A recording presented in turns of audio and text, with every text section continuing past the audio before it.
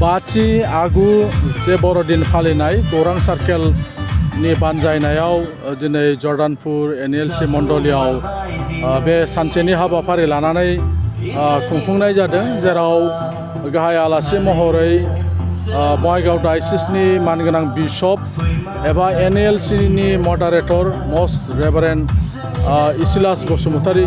बिथाङा गाहाय आलासि महरै नुजाफैदोंमोन आरो ख्रिस्ट'नि गाहाम जे रादाब बे रादाबखौ बिथाङा दिनैनि जे जथुमा बे जथुमायाव बिथाङा गेबें रावजों बिथाङा बुंफैदों एबा फोरोंफैदों। दिनैनि बे हाबाफारियाव आंखौबो लेंहरनाय लेखायै आङो बहाय नुजाफैदों आरो गाहाम अनसायनाय जे रादाब बेखौ आङो बावफैदों। जोङो मिजिंथियो जे फैगौ जे ख्रिस्टमास बे ख्रिस्टमासआ जेन'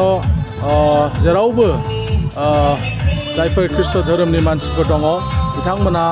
मोजाङै मोजां जाहाथे खुंफुंनो हायो आरो बेजों जाहाथे जोंनि गेजेराव खौसेथि अनलायनाय मोनसे थासारि जेन' लाबोनो हायो, गुबुन गुबुन धोरोमनि मानसिफोरजोंबो अनलायनाय रानलायनो हायो, जोङो बिनि थाखाय खावलायो। आरो बिथांमोननि जे थांखि बे थांखियानो जाहैबाय जोंनि जे लाइमोनफोर दङ, सेंग्रा सिख्लाफोर, बिथांमोनखौ जाहाथे मोजां लामाजों जाहाथे बिथांमोना जिउ खांनो हायो, सोलोंथायाव जाहाथे गोसो होयो, बेफोर आयदाफोरखौ लानानैनो गाहायै बोसोनफोरखौ होनाय जायो। बेबायदि जथुमायाव दिनैनि बे जथुमायावबो ख्रिस्टियान न'खर मोजाङै खांनायजों लोगोसेनो जाहाथे सेंग्रा सिख्लाफ्रा फेग्रा मुवा बेसाद बाहायनाय बेफोरनिफ्राय जाहाथे गोजानाव थायो, जायफोर फरायसाफोर बिथांमोना मोजाङै फरायनानै जाहाथे गावखौ